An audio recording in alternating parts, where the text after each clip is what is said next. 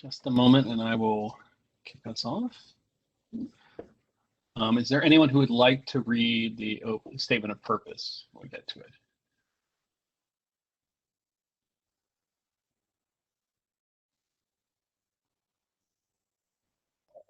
Chris, I'd be happy to do that. Thank you, Mr. Klinsky. I need to find my copy of it. So if you, a little bit of patience, and I'll. Here you go. Oh, don't worry, you've got plenty of time. I have to get through all the Okay. the extra fun other stuff we have to do. All right, I got my gavel. It's a Lincoln log. All right, to conduct this meeting, welcome everybody to the April 8th meeting of the Fairfax County Architectural Review Board.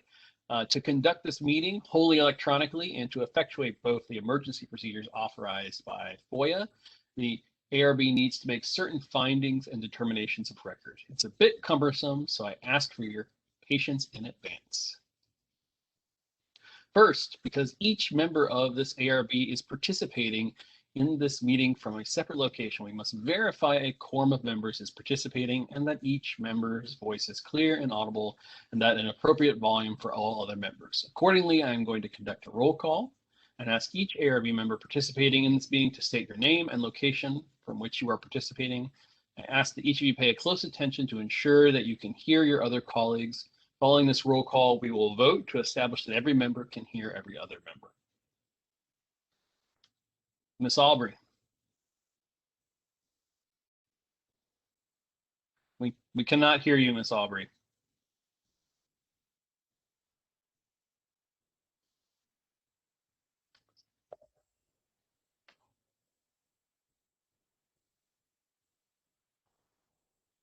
Did you hear that?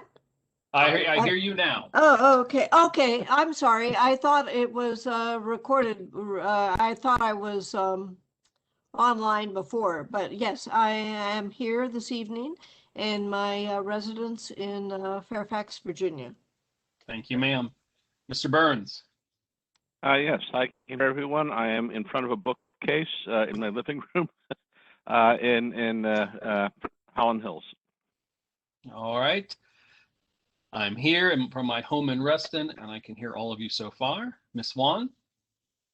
Yes, this is Samantha Huang. I am at my home at Fairfax, Reston. I can hear everyone well so far.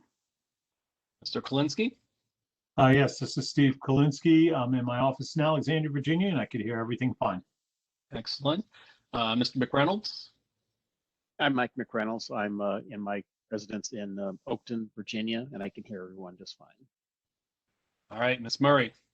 This is Elise Murray. I am in my residence in Vienna, Virginia, in front of the circa 1966 Encyclopedia Britannicus. Thank you, Ms. Murray. Ms. Orr. I am Orr in my home in Alexandria, Virginia. All right. Mr. Zellman was unable to make it due to circumstances beyond his control. So at this point, I have to pass the virtual gavel to someone else who's willing to take it. Is there anyone who will take the gavel for me while I make a series of motions? I'm willing to. Thank you, Ms. Murray. The gavel is yours. I'll pass it to Ms. Murray so that I may be heard to make the requisite motion. I move that each member's voice is adequately heard by each other member of this ARB. Is there a second? I second. Mr. Kolinsky seconds. All in favor? Aye. Aye. Aye. Any opposed? Motion carries. All right. As determined by the roll call, 2, 3, 4, 5, 6, 7, 8 members of the ARB are present and therefore satisfy the ARB quorum minimum. The ARB bylaws state that a minimum of 6 members are required to determine a quorum. It is so moved. Is there a second? I'll second it. Second. I think Ms. Wong won the race. All in favor? Aye. Aye. Any opposed? Motion carries. All right. Third, having established that each member's voice may be heard by every other member, we must next establish the nature of the emergency that compels these emergency procedures. The fact that we are meeting electronically, what type of electronic communication is being used, and how we have arranged for public access to this meeting. Therefore, I move that the state of emergency caused by the COVID-19 pandemic makes it unsafe for this ARB to physically assemble and unsafe for the public to physically attend any such meeting. And that as such, FOIA's usual procedures, which require physical assembly of the ARB and the physical presence of the public, cannot be implemented safely or practically. Further, I move that the ARB may conduct this meeting electronically through WebEx, a county virtual meeting platform, and available for access through the county ARB website or through phone at 1-844-621-3956 with access code 129-475-6834. It is so moved. Is there a second? I'll second it. Mr. McReynolds seconded. All in favor? Say aye. Aye. Aye. Aye. Any opposed? Motion carries. Finally, it is required that all of the matters addressed today's agenda are statutorily required or necessary to continue operations and discharge of this board's lawful purposes, duties, and responsibilities. It is so moved. Is there a second? I'll I second. second. I think did Mr. McReynolds speak, Mr. Kalinsky? All right, Mr. Mr. McReynolds McReynolds. seconded. Do I, all those in favor, please say aye. Aye. Aye. Any opposed? Motion carries. All right, and last but not least, the ARB needs to determine how long each member of the public will be able to speak during public comment periods. The public will be allowed to comment after the consent agenda items and after each action item as is standard practice. I move that each member of the public will have 3 minutes to speak. It is so moved. Is there a second? I'll second it. Mr. Burns seconded. All those in favor, say aye. Aye. Aye. Aye. Any opposed? Motion carries. Thank you, Ms. Murray. I'm returning the gavel to you. Made that record time, I think, with that one. All right. Well, with that, we've got the meeting moving. Let's, staff, are there any updates or information you need to share about the platform? Yes, I just again want to inform everybody that the meeting is being recorded. It will be posted online in within 10 days. Attendees, once it's your time to present, if that's what you're here for, I'll unmute you, but feel free to use the Q&A or chat function for inquiries to staff, and we'll make sure to monitor that accordingly. And I think you may have mentioned this, but if you experience technical issues, please call the WebEx technical assistance at 1-866-799-3293. Thank you so much, Nicole. Mr. Kalinsky has graciously offered to read the statement of purpose, which we use to begin any ARB meeting. So, sir, the floor is yours if you have access to it now. I do, thank you. The historic overlay districts are created for the purpose of promoting the general welfare, education, economic prosperity, and recreational pleasure of the public through the perpetuation of those general areas or individual structures and premises that have been officially designated by the Board of Supervisors as having historic, cultural, architectural, or archaeological significance. Regulations within such districts are intended to protect against destruction of or encroachment upon such areas, structures, and premises, to encourage uses which will lead to their continuance, conservation, and improvement in a manner appropriate to the preservation of the cultural, social, economic, political, architectural, or archaeological heritage of the county, to prevent creation of environmental influences adverse to such purposes, and to assure that new structures and uses within such districts will be in keeping with the character to be preserved and enhanced. Thank you, sir. You're welcome.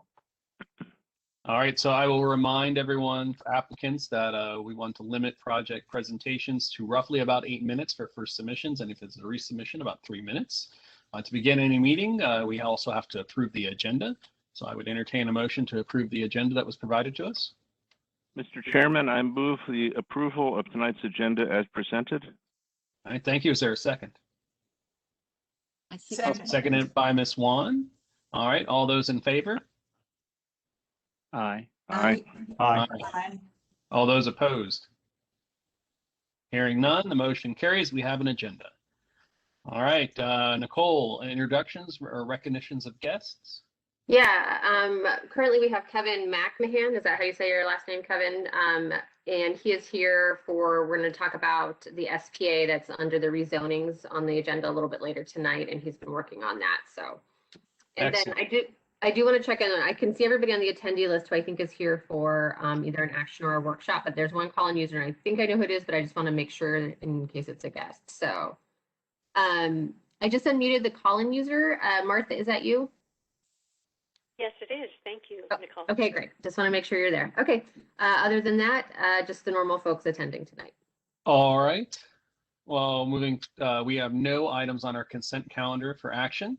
Moving from those, we move to items for action. The first one being ARB 20 LOR 06 amendment, proposal for retail dumpster enclosure for retail store located at 9021 White Spruce Way in the Laurel Hill Adaptive Reuse Area.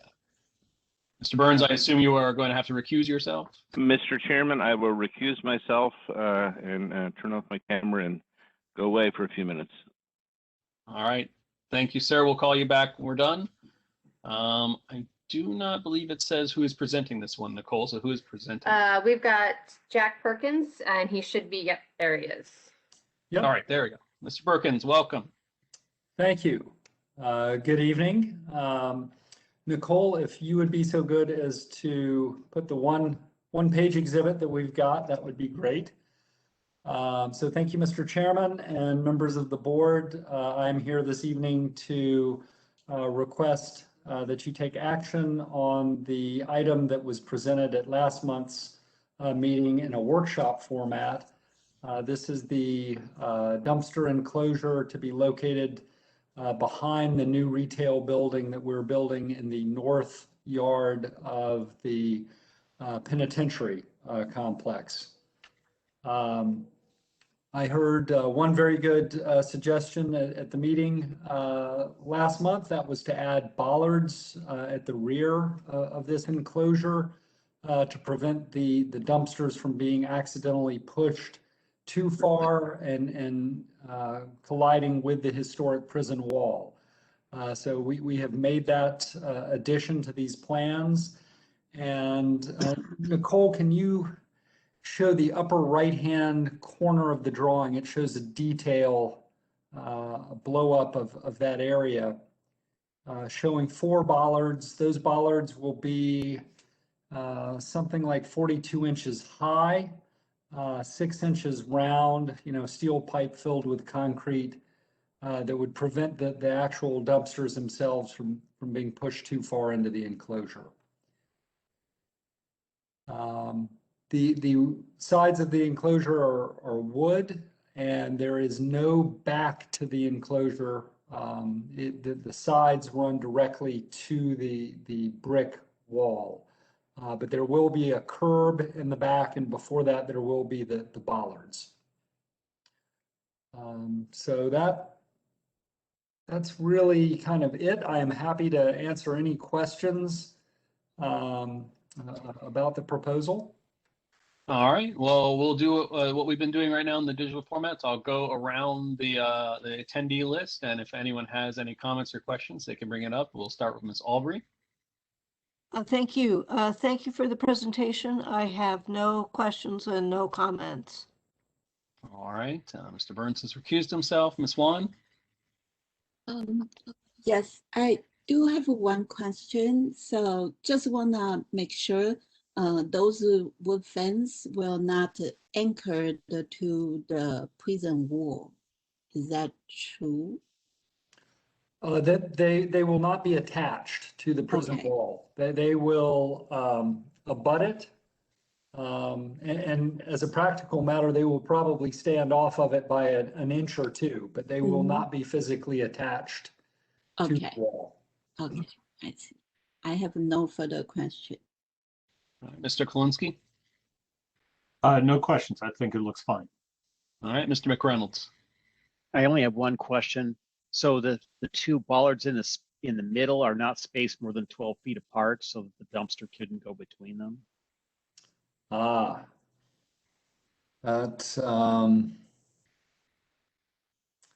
should be the case, but we can certainly make sure that they are not. I don't think he has it dimensioned here But that's a good, good detail. Okay. All right. Is that all, Mr. McReynolds? That's it.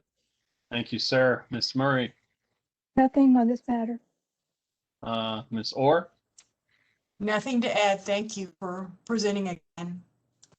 You're welcome. all right. And I think Mr. McReynolds has astutely captured the one thing, and that's why we have all these different expertise on the board. Otherwise, I have no other comments either. So keeping that in mind, it seems like you were amenable to ensuring that that was going to be captured. I would entertain a motion by any member of the board. I'll move to approve it. So do I say ARB 20 LOR-6 amendment proposal for for retail dumpster enclosure for retail store at 9021 White Spruce Way. And Mr. Chairman, I move that the ARB approve action item ARB 20-LOR-06 amendment, the proposal for the retail dumpster enclosure for the retail store at 9201 White Spruce Way in the Laurel Hill Adaptive Reuse Area, tax map number 107-1-09, as submitted and presented at the March 11 ARB meeting.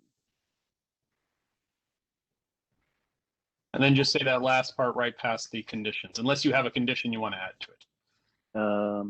Upon review of the materials of the proposal is found to meet the requirements of the zoning 7-200 historical overlay districts. All right, we have a motion on the floor. Is there a second? Chris, can I ask a quick, sorry to interrupt. Did you ask for public comment? Oh, I did not. Thank you, Nicole. Thank Ryan, he reminded me. Are there any public comments?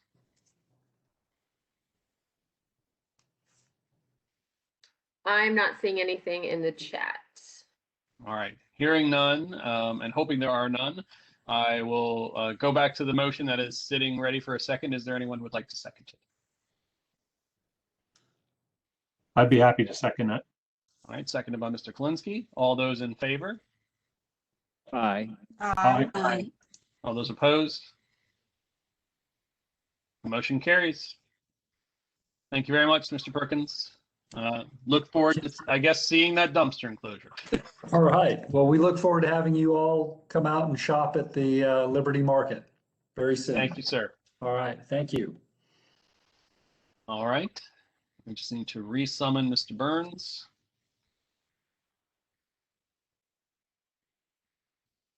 And Martha, I've unmuted you, and Robert, I've made you a panelist, so you'll both be able to, Robert, you'll be able to unmute yourself also and turn your camera on if you would like. All right.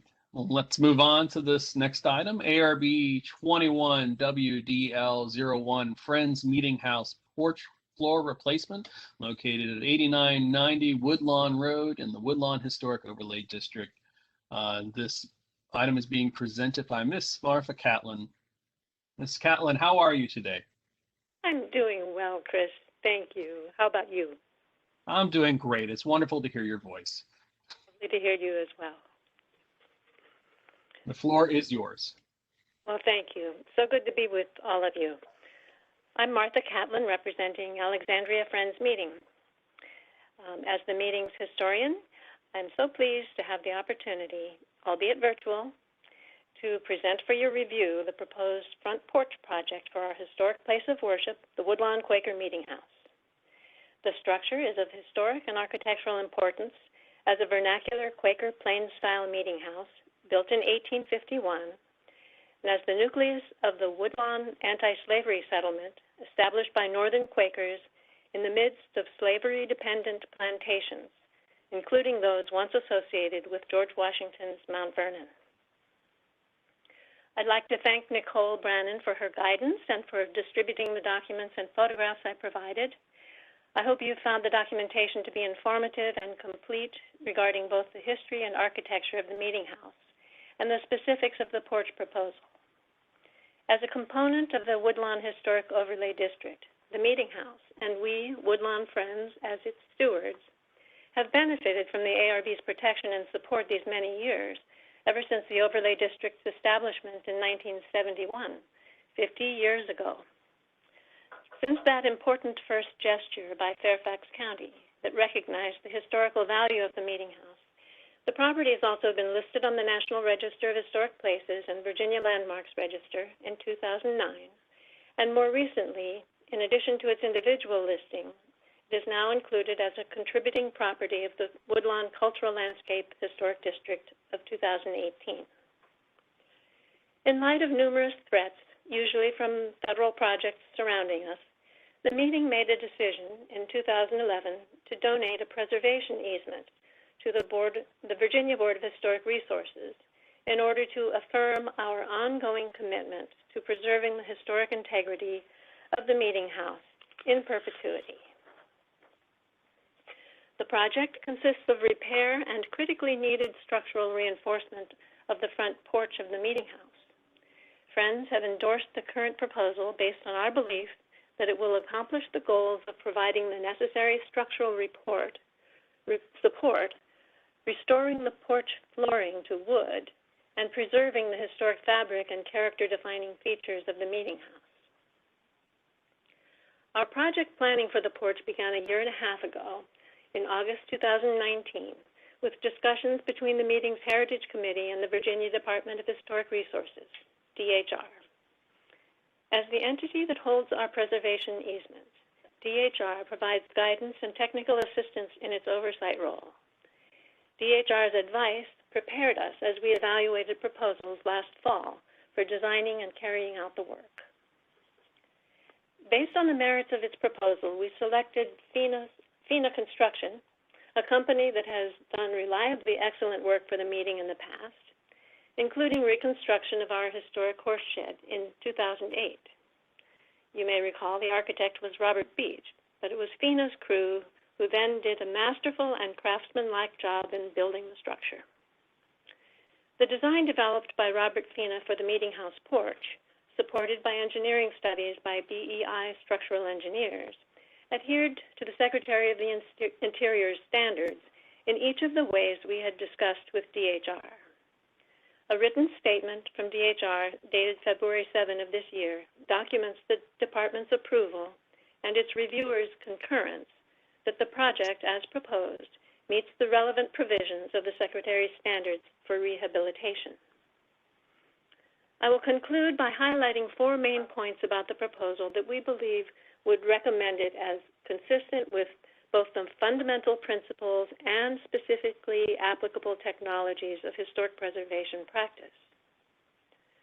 First, new foundations will be hidden from view, anchored in the ground behind the surviving but insubstantial historic brick foundation wall.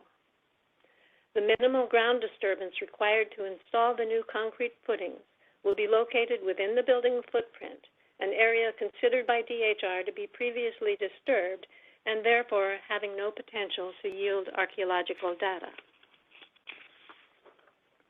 Second, existing historic fabric, including the roof structure and supporting columns, will be retained.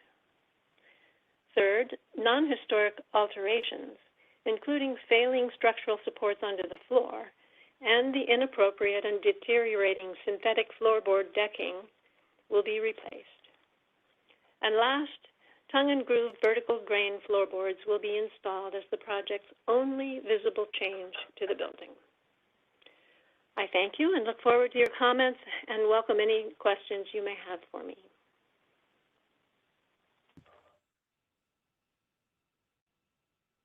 And if anybody wants me to pull up any of the pictures or anything that accompany the package, just let me know.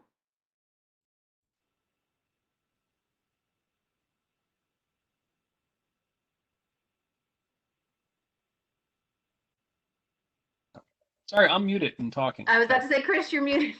So I was saying thank you, Marfa. I didn't know if the architect also had anything they want to add, or if that concludes that, I'll go around to all the members for questions. So I am the builder, not the architect, although I did sort of come up with a structural plan. The main goal of this plan was to be able to support the new porch structure without touching any of the existing historical brick wall or footings. So basically the new structure cantilevers over the existing historic structure. So those pieces, those masonry piers and walls, which don't really have any real footings, become decorative and not part of the supporting structure for the porch. All the structural support is inside or behind the current masonry walls and piers. All right, thank you very much, Mr. Fina. All right, well then we'll go around through the members. And as Nicole pointed out, just let her know if there's something you want to bring up in particular. Ms. Albury. Thank you, Mr. Chairman, and thank you, Martha, for the presentation that you made.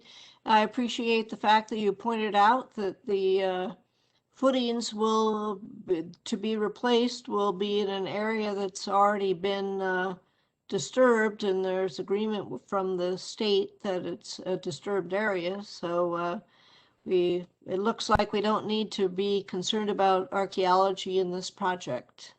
Thank you. All right, Mr. Burns.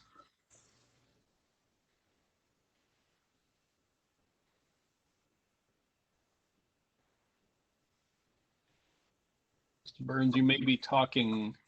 There you go. I was not talking. It was my mute button was covered by the drawing, so my apologies. Yes. Good evening, Martha. Good evening, Robert. It's good to hear your voices.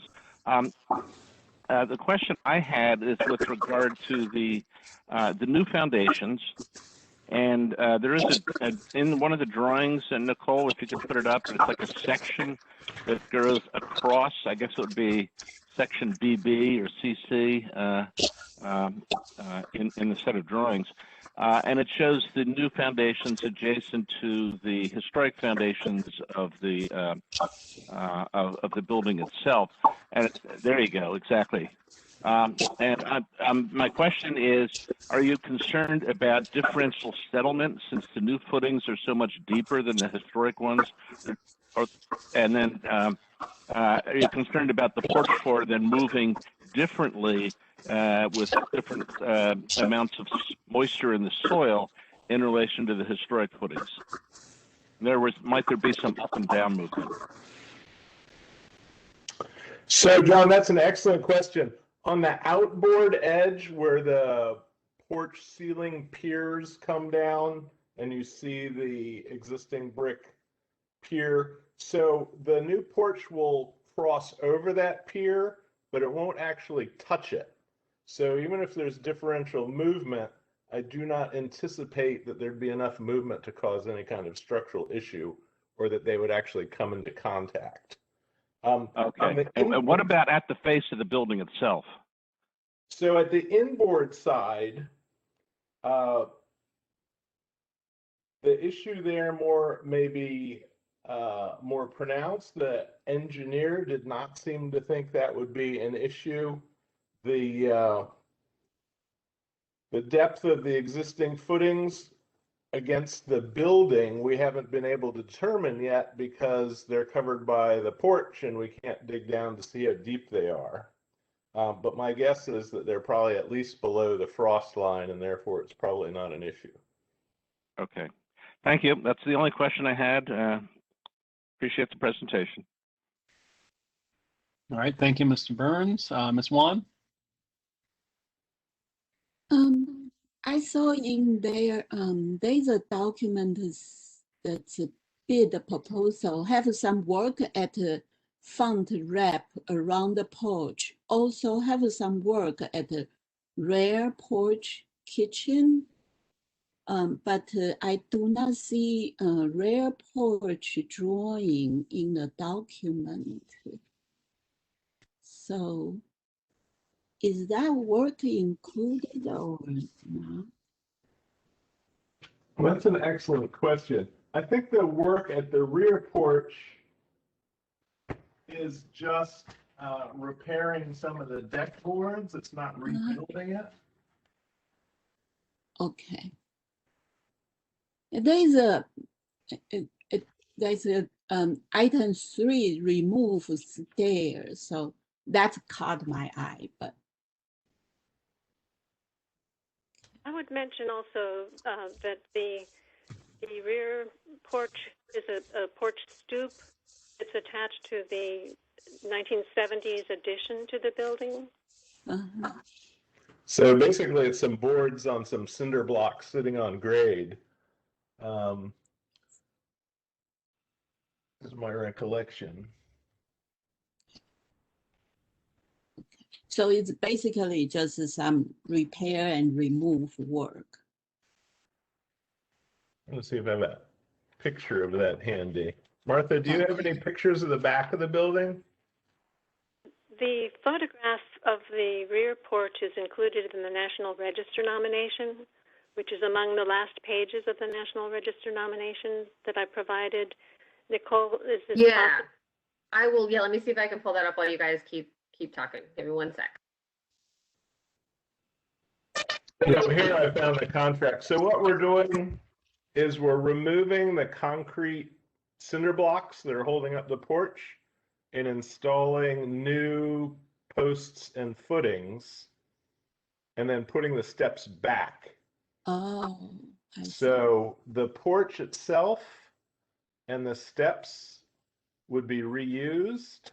All we're doing is removing the cinder blocks and replacing them with real foundation. I understand now. Actually, not anything that would be considered, at least cosmetically, any kind of an upgrade. It's going to look exactly the same, I do believe. Mm-hmm. Makers are not very big on making things fancier. I see. Okay. I have no further comments. Thank you for the clarification. Is that the picture you were looking for, Martha? Well, I can't see it, but if it's in the National Register. That is the picture that Martha Sorry. That is the rear porch of the 1970s edition. And if you look down at the bottom corners, you can see there's basically just cinder blocks stacked up holding the porch up. And if you look at the roof, you can see how the whole thing's kind of sagging. So the point of that was to stabilize that existing porch and roof. All right, thank you, Ms. Swan. Thank you. And let's go on to Mr. Kalinsky. All right, thank you. I enjoyed reading the National Register registration form, very informative. And I think the application is, pretty straightforward. Obviously, it's going to be a very good project. I did enjoy reading Mr. Fina's notes on the drawings that the little in the building is square, level, plumb, straight, or parallel. And I might ask him someday if he'll let me stick that on my new construction drawings. Feel free. Okay, thanks. All right, no, looks good. That's all I have. All right, thank you, sir. Mr. McReynolds. Oh, you're muted, sir. I have just one question. Can you put back up the last exhibit where you were looking at the foundation? Yes, 1 second.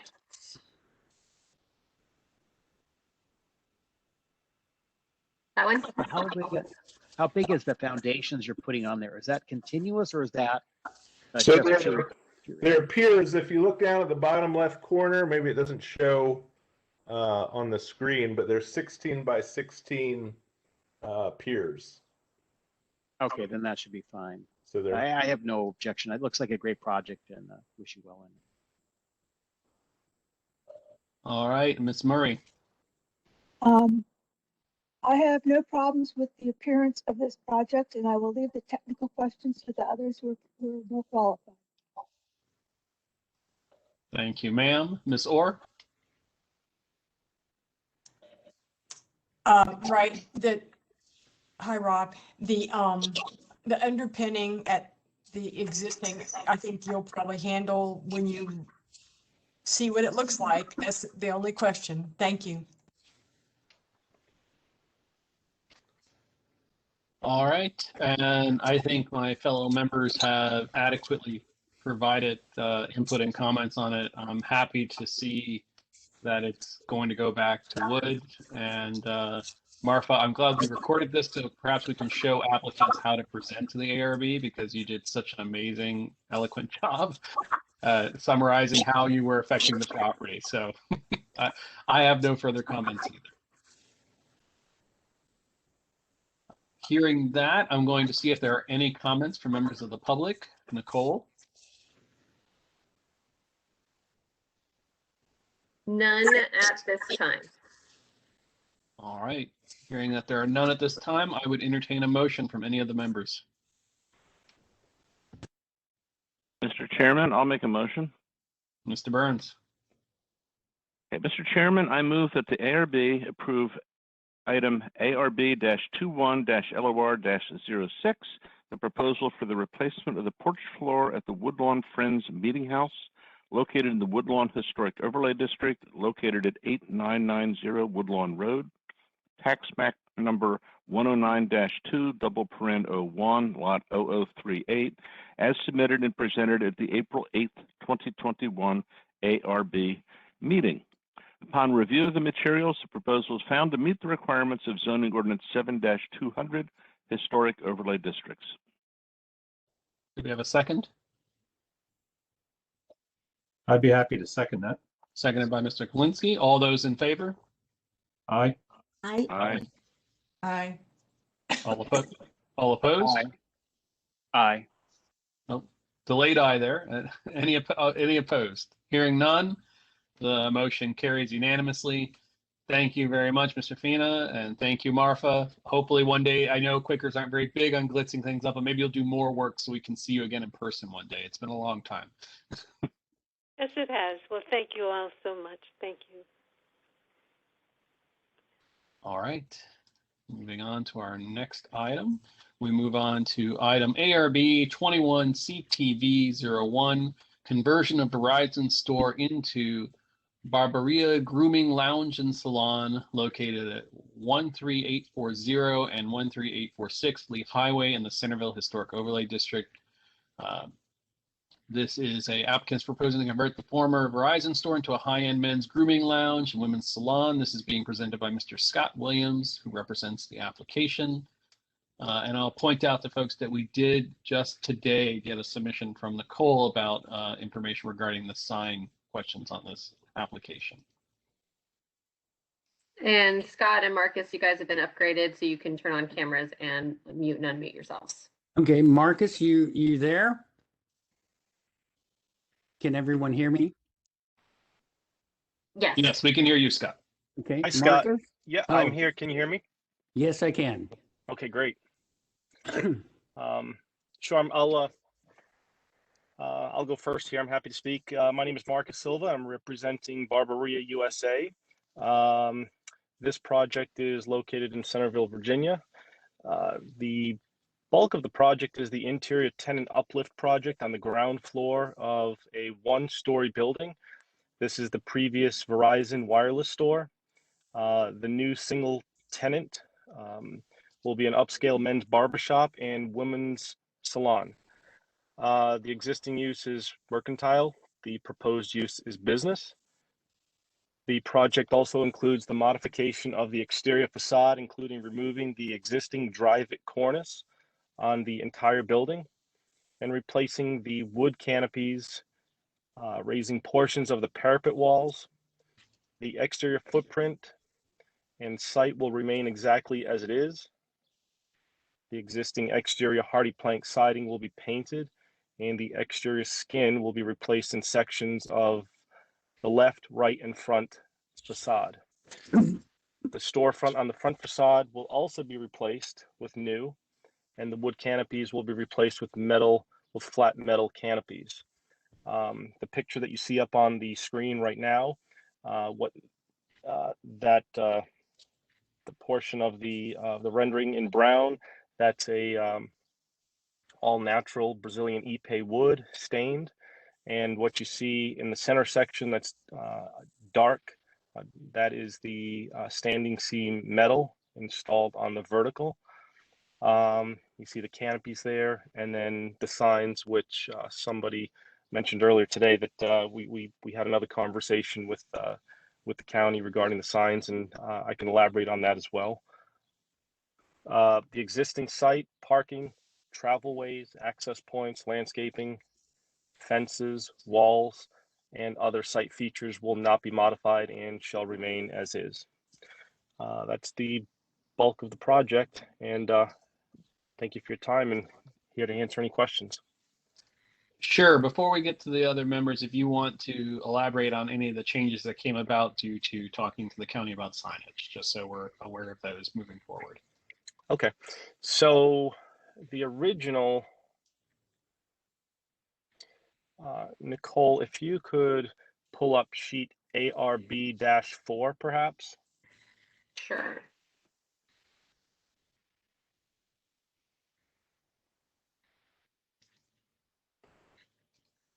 Sorry, it's hard for me to see.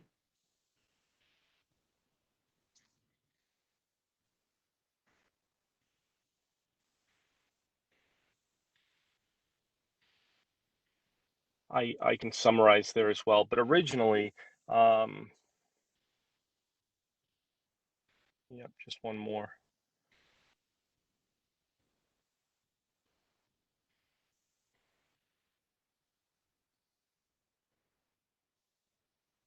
If you scroll down just one more page, that would probably do the, yep, no, that's it. You just had it up there. Oh, so here. The one previous. Okay. Here? Yep, there it is. Yep, sure. Okay. So the original submission or proposal was what you see there in the upper left-hand corner of the screen. That is the front facade. That's the portion of the building that faces Route 28. And then on the side, so in the lower right-hand corner, on the left side of the building, the letters that spell the word salon. And then on the right side of the building, facing the westbound lanes, is that correct? I think it's the westbound lanes, would have said barber. So cumulatively, that between the letters and the signage on the left and right facades and the logo signage on the front, that exceeded the county's square footage for signage, for allowable square footage for signage. So what we did was we removed barberia or barber and salon on the left and right elevations and went back in and just really showed the actual square footage of the salon sign and the barber sign. And I believe that came in, I'm just going to pull up a screen on my own here. So once we submitted that, that was actually 71 square feet. So it came in a few feet less than the actual, than the county's maximum allowable. So we resubmitted that. I spoke to those folks today and sort of got the informal thumbs up that that would be acceptable based on the new proposed application.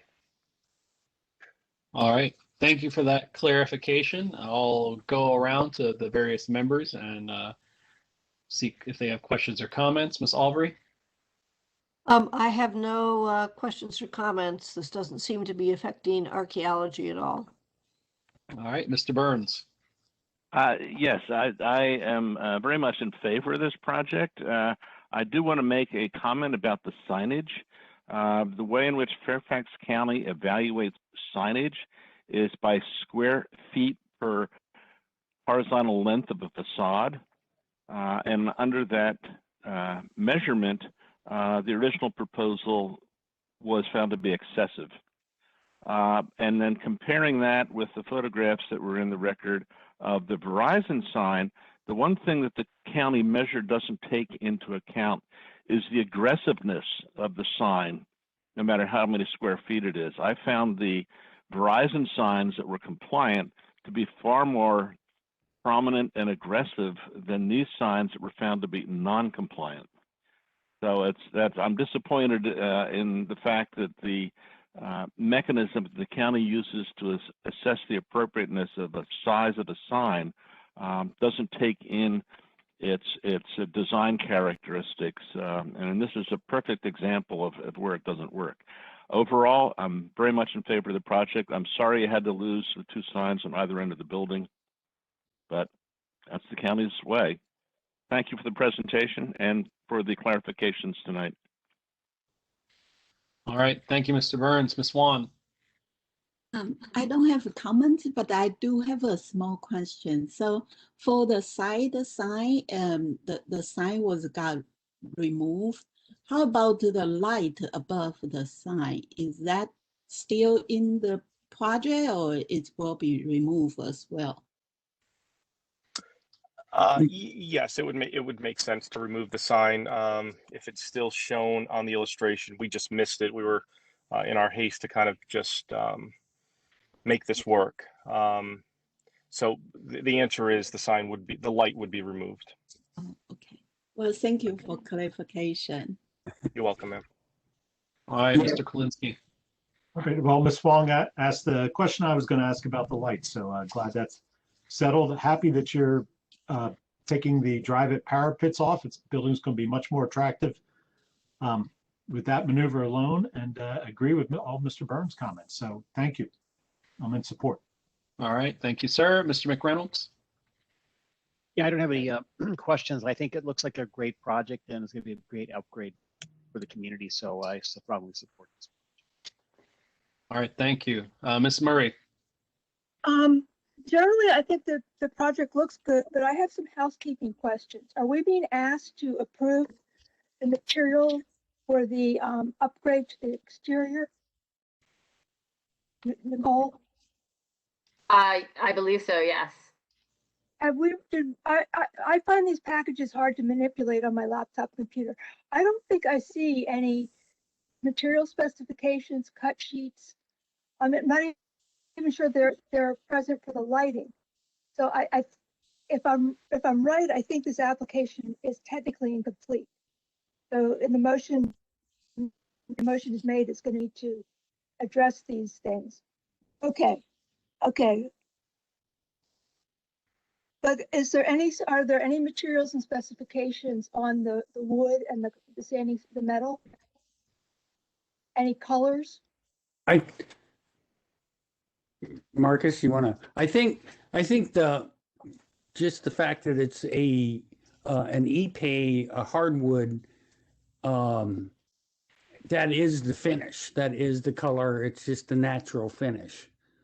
And I don't know if there is any kind of specification or anything that we could download. With respect to the front canopy, and certainly not trying to oversimplify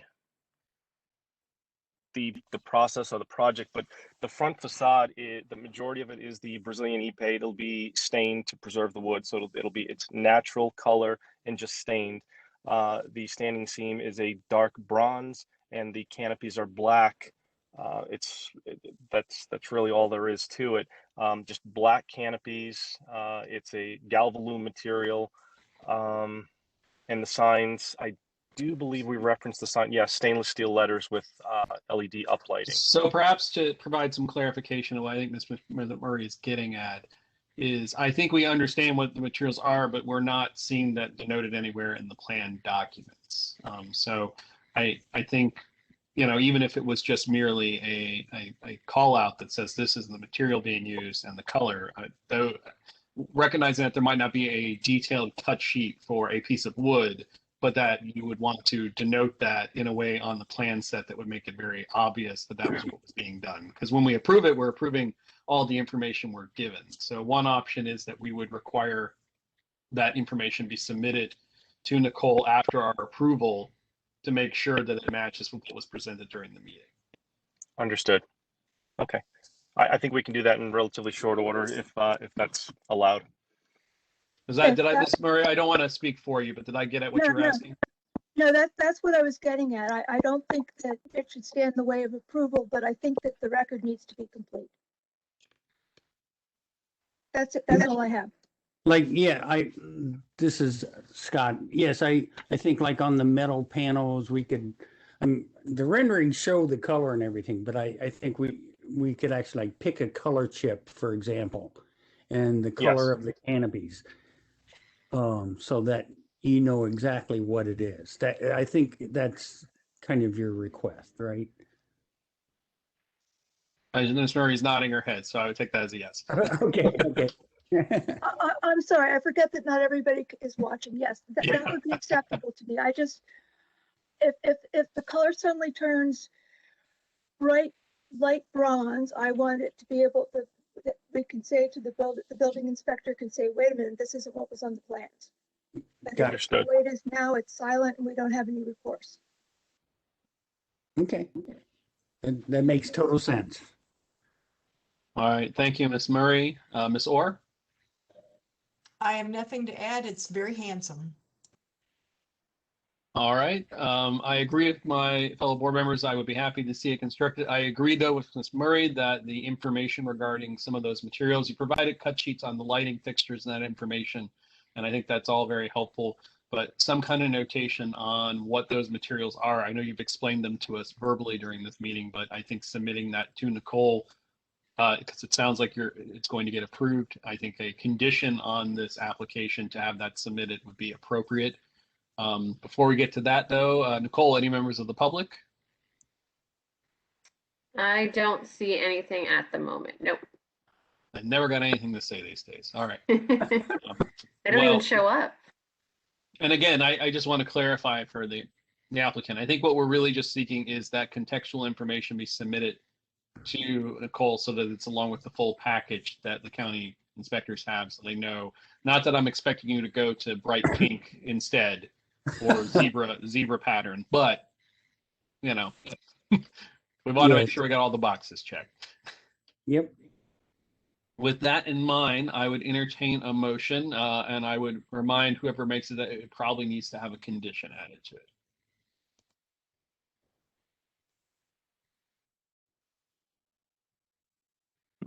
Mr. Chairman, I'll take a crack at it. All right, Mr. Burns. Okay. Mr. Chairman, I move that the ARB approve item ARB-21-CTV-01, the proposal for the conversion of the Verizon store into the Barberia Grooming Lounge and Salon, located in the Centerville Historic Overlay District, located at 13840 and 13846 Lee Highway, tax map number 54-4, double paren 01, lot 003A, subject to the following conditions: that the applicant will confirm to the ARB administrator the materials of the reconfigured facade to include natural stained Ipe wood siding, vertical dark bronze galvalume metal and black painted metal canopies, and stainless steel letters and LED lighting.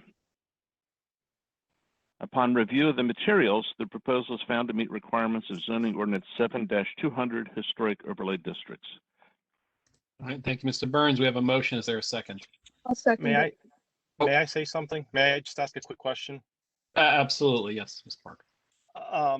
Mr. Burns specifically mentioned the e-pay because that's what we have there, and that's what I just mentioned. With the rising cost of construction materials, would the board accept something, a parentheses, or equal? There are many products out there that are, real wood, natural, stained, so the intent would be the same, but to give us a little bit of flexibility if that e-pay is outside of our budget. Mr. Burns? Mr. Kalinsky has always counseled us against approving things that say or equivalent, because that opens you up to a subjective interpretation of what or equivalent means. So I would be reluctant to make that change. I wouldn't consider that it would be significant to ask for a change in the future. But you've described this project as a high-end shop, and you've consequently described high-end materials to be used on its facade. I was just simply following along with what you were proposing.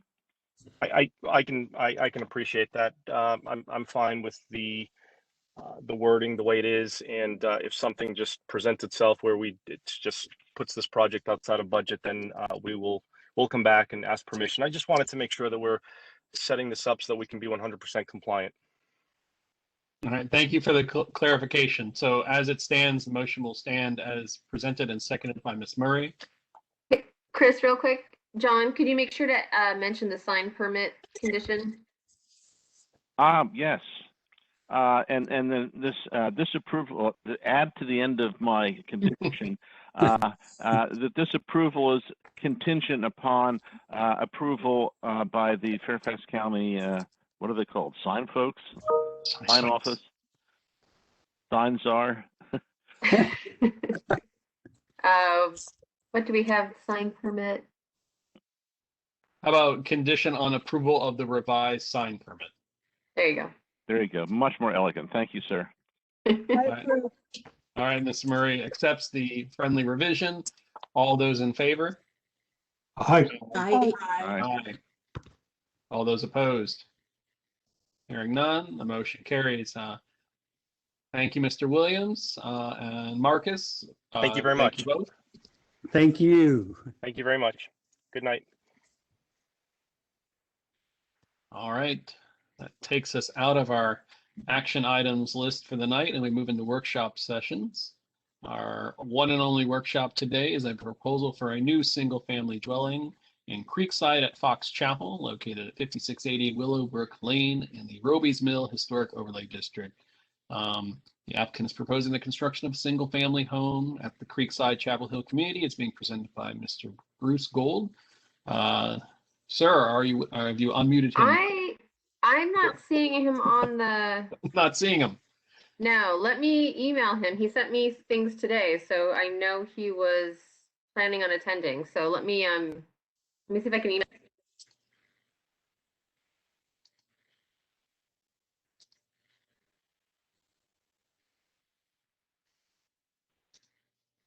All right. Well, we might be moving on to staff items quicker than we thought.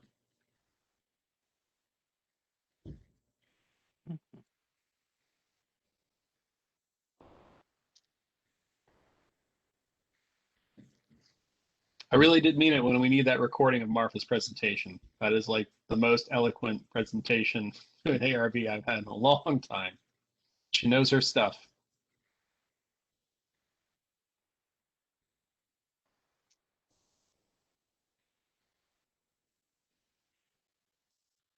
Nicole, if you have not heard anything from him at the current moment, then what we might want to do is move on to the staff items and see if we can return. Yeah, I just sent him an email. I wanted to see if I could find his phone number and see if there's a way to either get Kira to call or. Give me 1 second, see if I can find a phone number.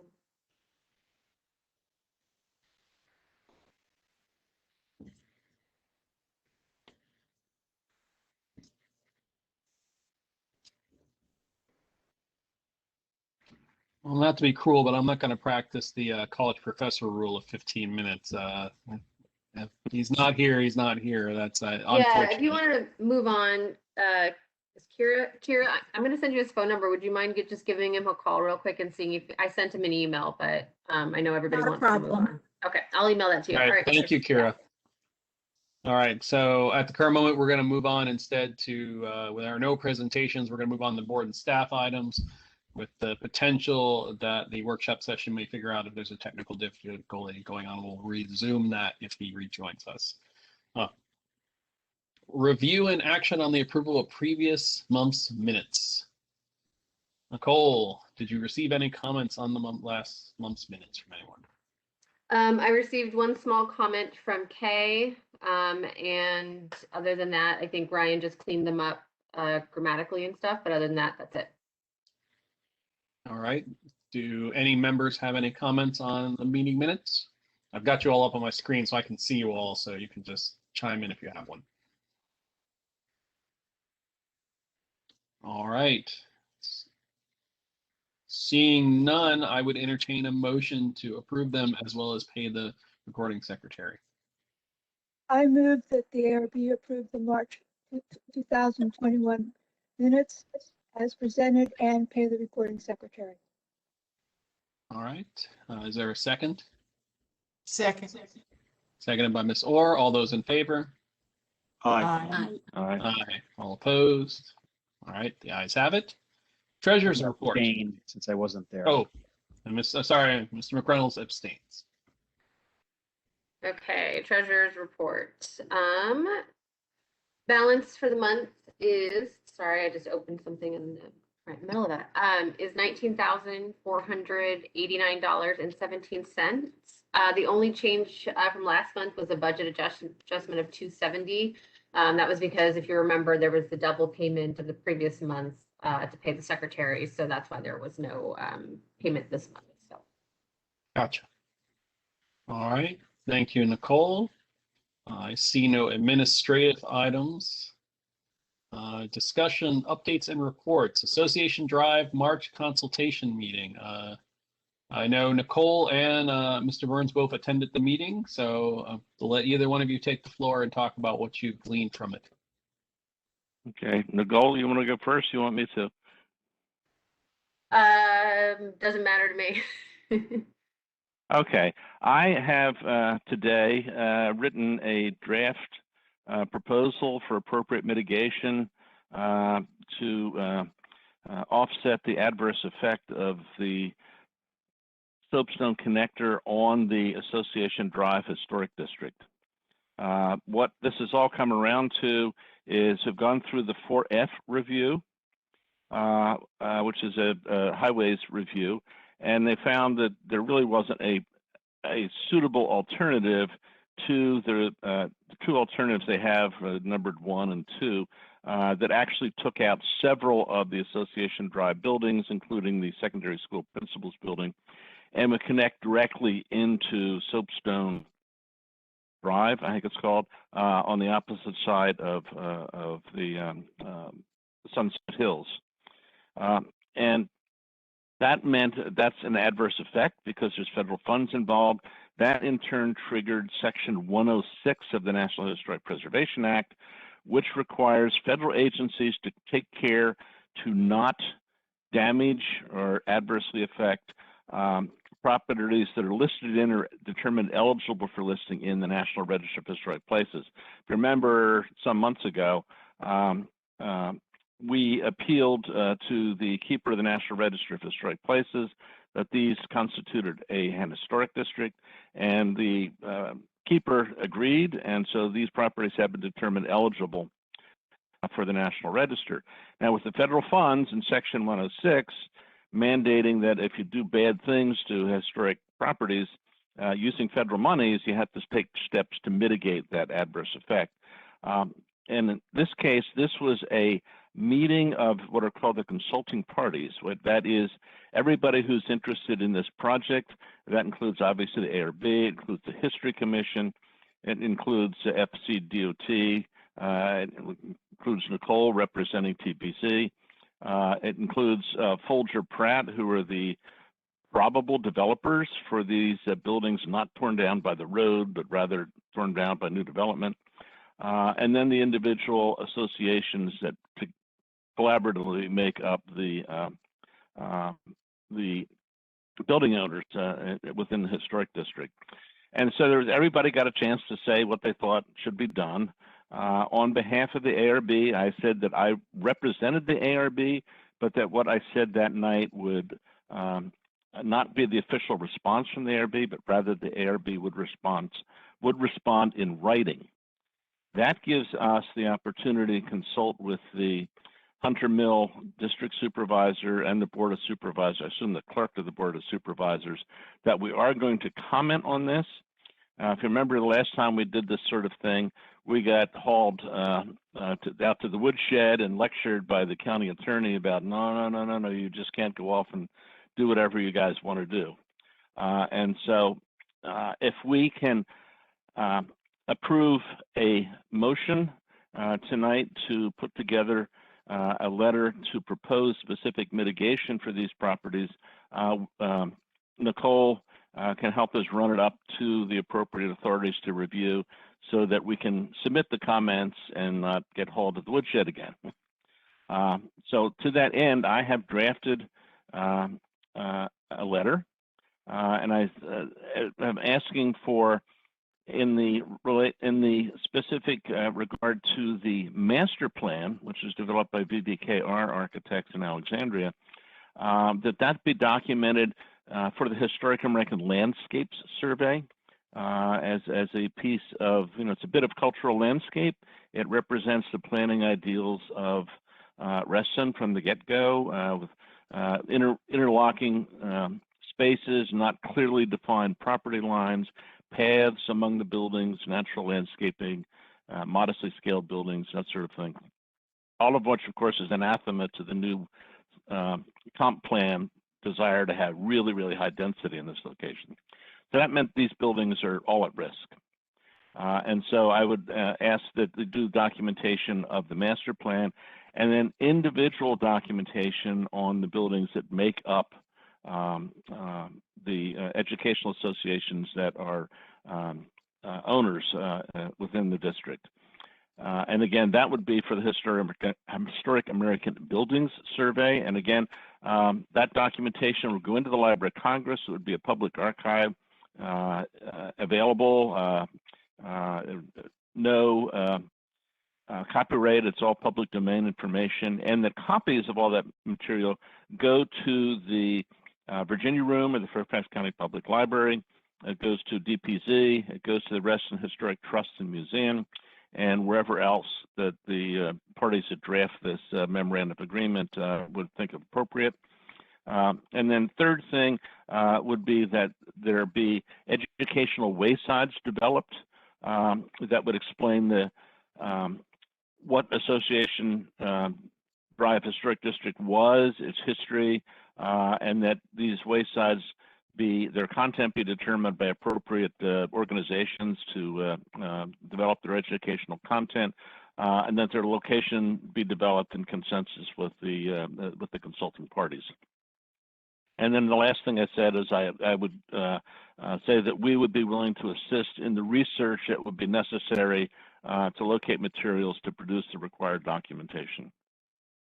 So I have drafted a letter. I've sent it to Nicole and Chris. I don't know, Nicole, if you want to put it up so people can read it, or just me paraphrasing it was adequate. Well, I don't know how deeply into the weeds we all want to get tonight.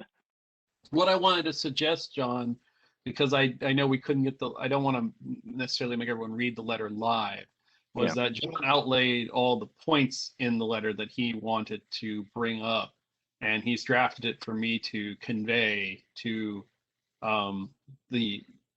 the agency once we go through the internal county processes of mother may-ing. I think it would be, obviously, we could seek comments from folks on the letter, but I think the big thing we'd be asking is if those proposed mitigation ideas, if we felt that was acceptable, because then I would work with John and Nicole to get the letter finished and then sent out, or started going through the county process, so that we don't have to wait for another meeting, because we don't have a great deal of time for this process. Usually the agencies typically look for fast turnarounds on comments. And I guess, Nicole, do you know when we owe them something? Yeah, sorry, I started looking that up and then I pulled up the letter. I mean, obviously, generally, the 30 days, and that meeting was last Tuesday, the 30th. Let me pull up Audra's letter, which I'll send out to everybody tomorrow with John's if we want. And I guess while Nicole's doing that, if anyone has any additional comments or observations you want to add, thank you, John, for that great summary, though. Mm-hmm. Having heard from the History Commission's representatives to that meeting twice this week, I had a committee meeting and a History Commission meeting that included Jordan and Cheryl Rapetti, who also, the History Commission's new chair, who also attended. I think that what John is proposing is excellent. And I think that this is a good approach. And I think that the Architecture Review Board should go along with his suggestions. Well, John, I equally think the suggestions you provided are fantastic. I have no real revisions on the haves or hails. I would like to suggest that we get a little more nuanced on the wayfinding, that it includes text and photographic information to help interpret what was there. I just happen to be really familiar in writing those types of things from my professional job, so I'm happy to provide that. And while I'm glad that we are willing to commit to assisting, I think that is a little bit, I think we would want to instead convey that we are happy to review and comment on those materials. Whatever. And obviously, if we have any resources, we'd be happy to share them. But if we start to speak about assisting, it puts us in a weird situation of taking on a responsibility rather than saying that they can provide us with those things to provide comment. And particularly due to the great set of architects and landscape architects we have, I think I would love to see the draft versions of those materials submitted to consulting parties for review, as well. So that would be my revisions. Okay, I'm perfectly comfortable with that. I'll explain the reason why I put that suggested sentence in there, in that I have already reached out to the successor of VVKR to see if their corporate archives might include VVKR's archive. And so I don't know what I might find of that, but what we learned from the first review of the site that was done by, I think, Thunderbird, was that they didn't dig all that deep, and they didn't find a lot of stuff that I subsequently found, and we put into our letter to the keeper of the National Register, which got the National Register to list it as determined eligible. So I have a little bit of skepticism that they'll do appropriately a deep documentation. They'll do a surface skim of what might be available and not make a real effort to track down firms, successor firms, and where architectural archives may have ended up.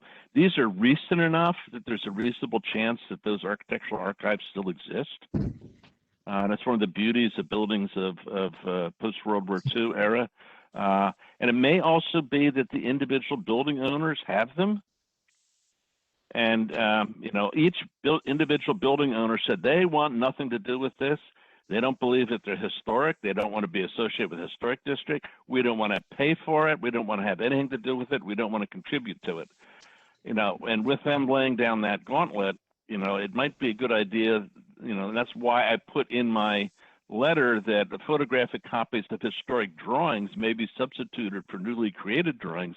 Might be an incentive for them to maybe open up their archives, and if they have drawings of these properties from construction, that they'd be willing to share them or at least have them photographed.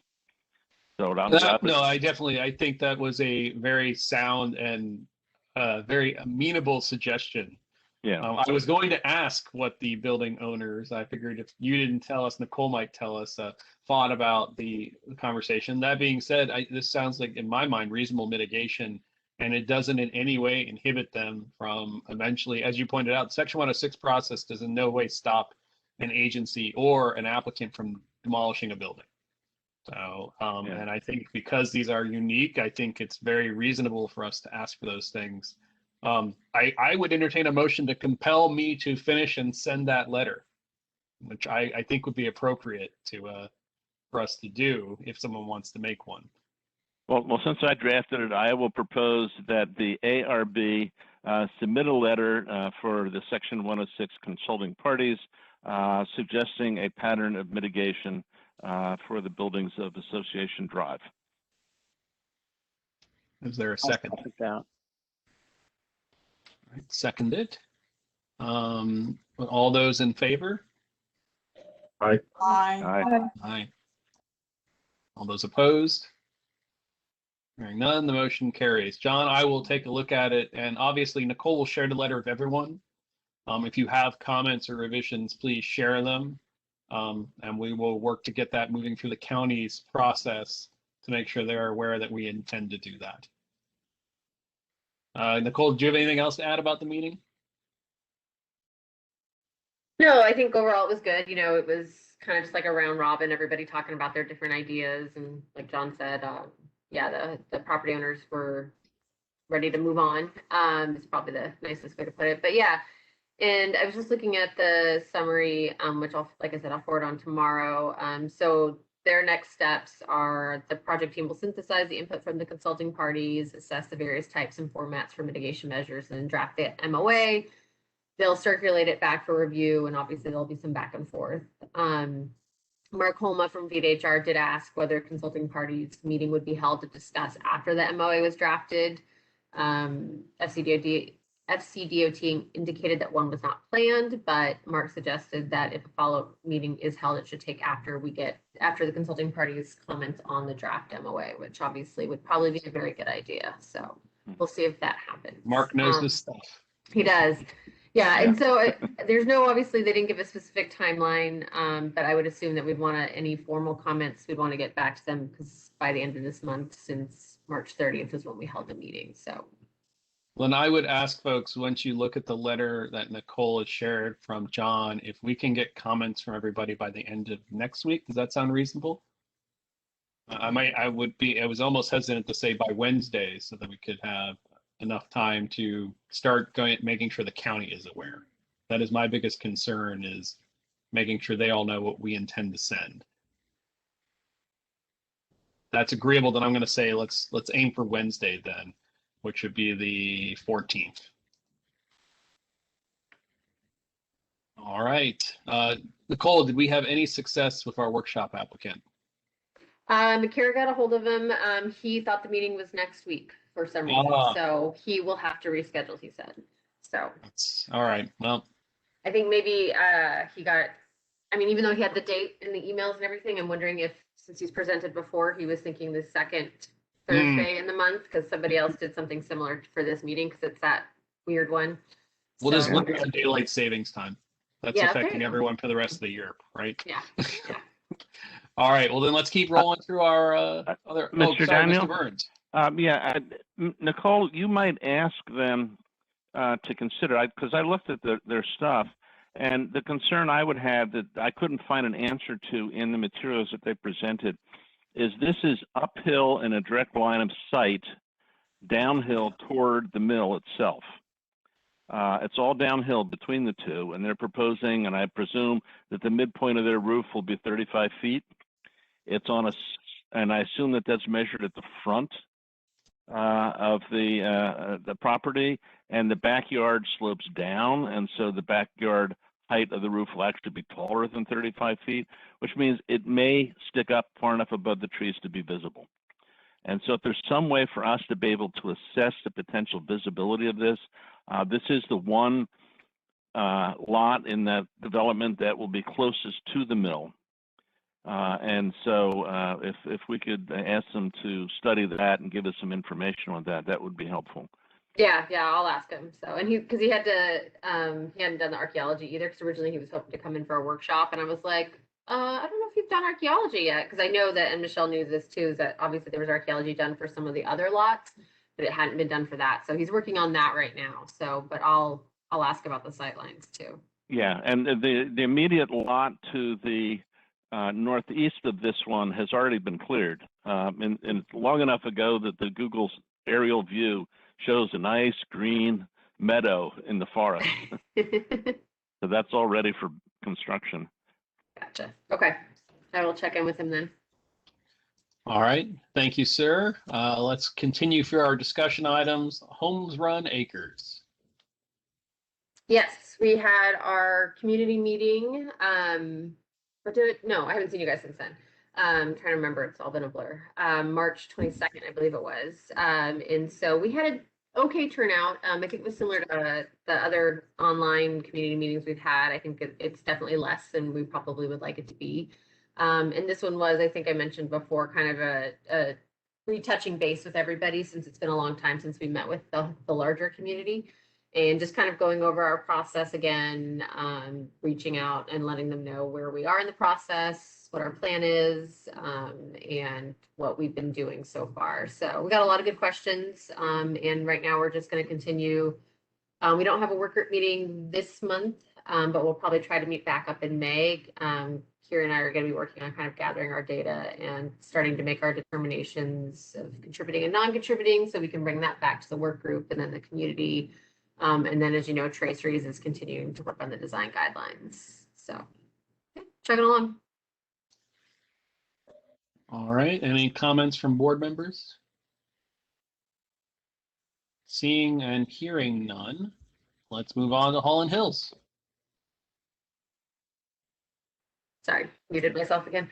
Yeah, Holland Hills, same, they're moving along too. Laura will be coming next month, I believe, to be asking for approval of motions, for the rezoning, comp plan amendment and all that. So, that will be on the agenda next month. And I don't think they have plans they're not rushing forward like River Farm, so there'll be a while before I think they go to PC or the Board of Supervisors, but, Laura has more But will time that now. be coming to us for recommendation though?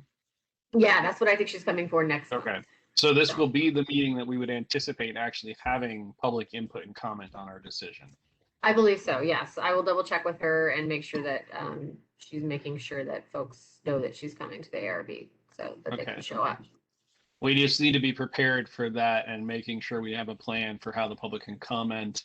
And then we also want to make sure that motion makes a lot more sense. When we did it for River Farm, it was just so clunky. Yeah, I'd like one that's a little cleaner. we can do that. But obviously, everyone be ready for that to potentially be a longer meeting. Yeah. All right. Any comments from members of the board?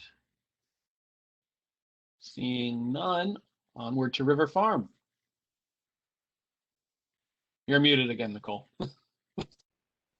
I'm so cautious about it because my computer's so loud. Okay, so River Farm passed PC with Planning Commission with flying colors. I don't know if anybody watched that. And it is going next week to the Board of Supervisors for approval. And that is going to be on Tuesday, April 13th. The start time for those presentations and motions are at 2:30. I don't know if they're the first one or not, so it may be a little bit till they get to it. But so mark your calendars if you want to watch that. Tuesday, April 13th, starting at 2:30. All right, thank you, Nicole. That was like a football game announcement.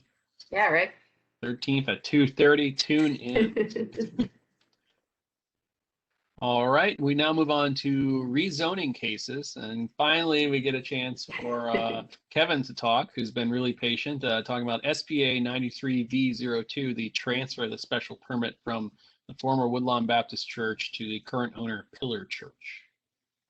I had told Kevin I would start out, and if you guys had questions that I can't answer, since he's the staff coordinator, he can answer for you. So Pillar Baptist Church, which used to be the Woodlawn Baptist Church in the Woodlawn Historic Overlay District. What this is just the transfer of the existing special permit. So what they submitted is they'll be updating the plat to reflect the changes from the rerouting of Highway 1. They're agreeing, I believe, to all the development conditions that were approved in 1993 by the BZA. Including the same limitations that exist today.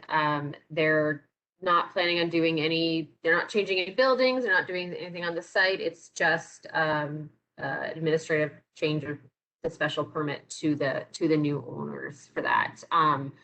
So my comments though for Kevin, I've drafted up just like a fairly simple memo, be obviously that just to let them know that they are within the historic overlay district. If at any point they have to get a building permit, site plan, or anything like that, that they would have to come to the ARB.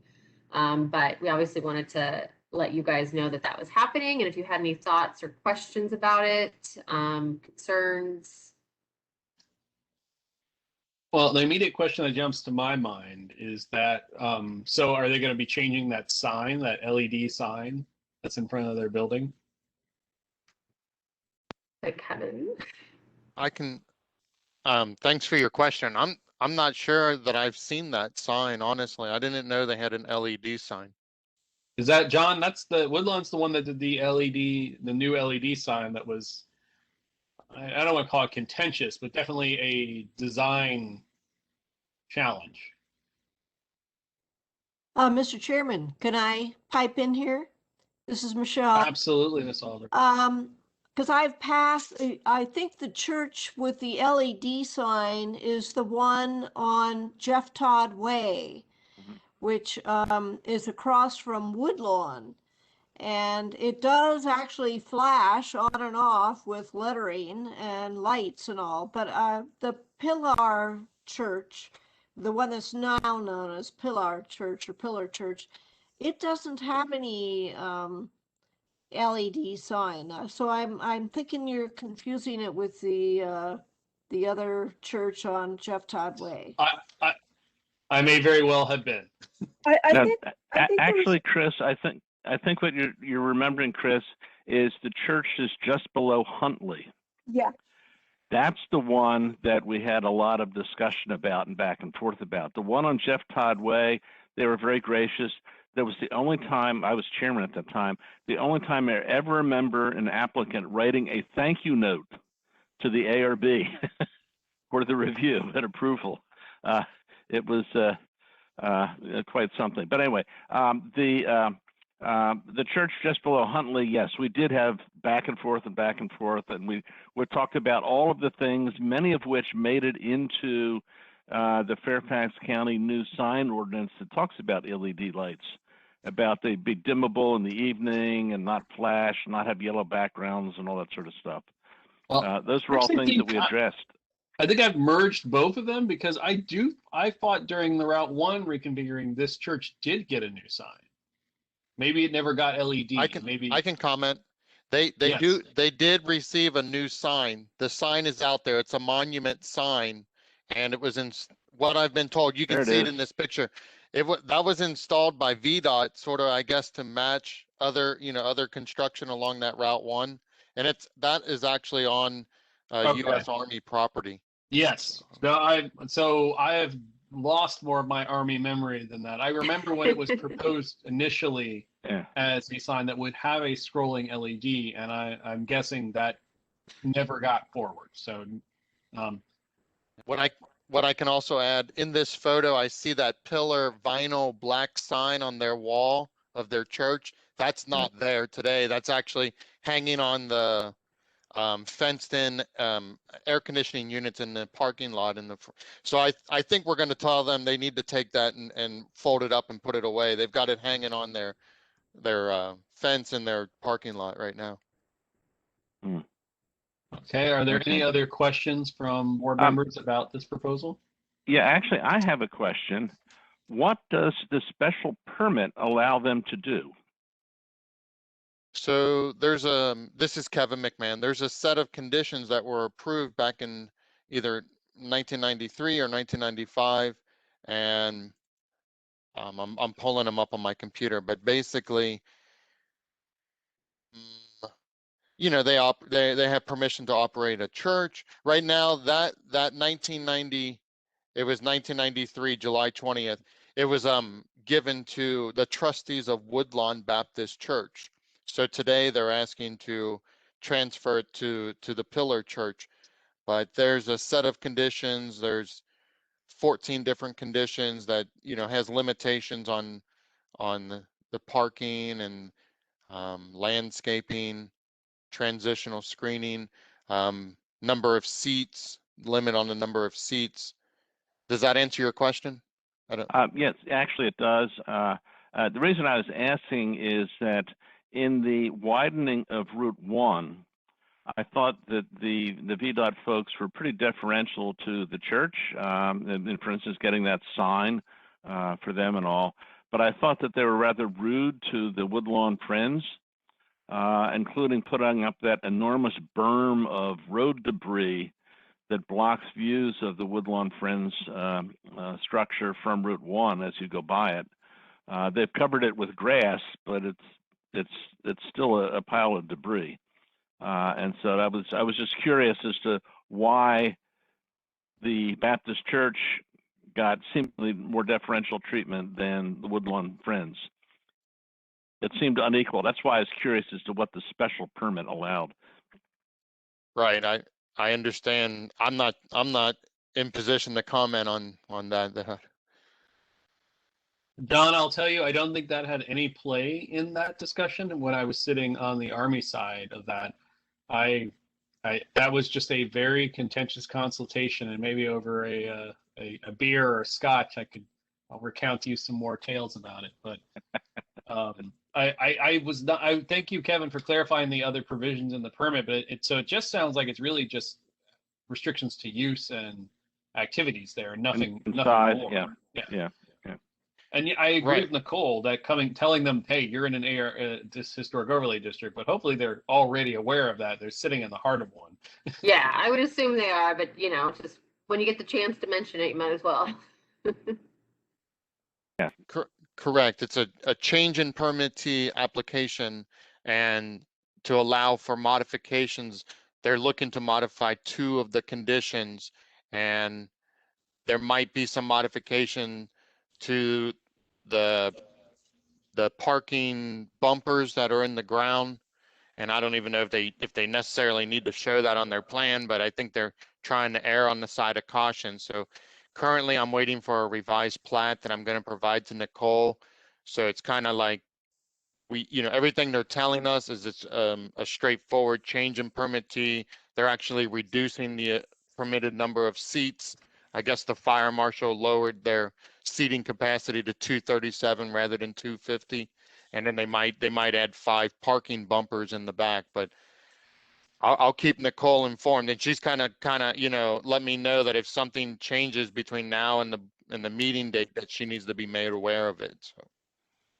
And looking at Google Street View, they've already changed the sign. The sign says pillar. So. Right. Yeah. All they did was re-etch it, it appears. Any other members have comments on this? All right.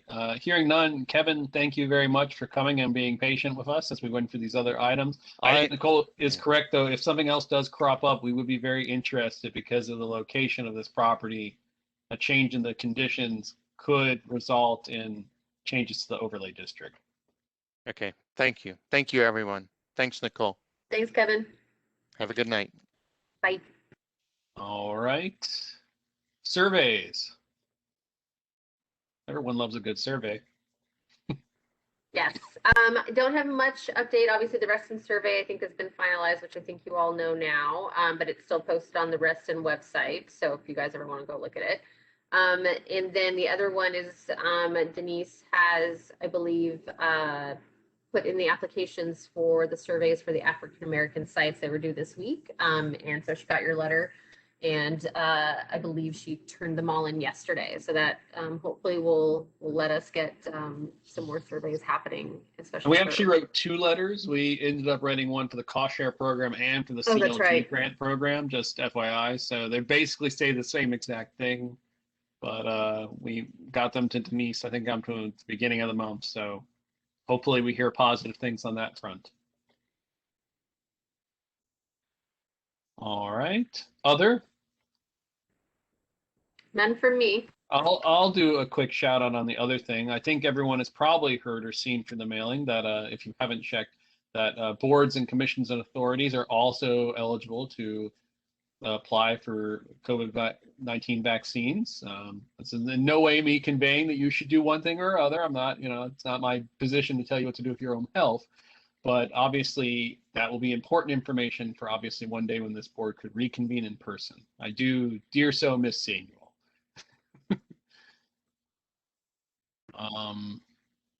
With that in mind, correspondence announcements. I see nothing from Nicole. Any of the members? New business, any of the members? I'll point out Nicole shared some great conferences coming up, so take a look at those. If there's something you're interested in, we might have some money in our coffers to cover those costs. With that, if there's no new business, I would entertain a motion to adjourn. I can read lips, so John, I'm certain you said it, but I couldn't hear you.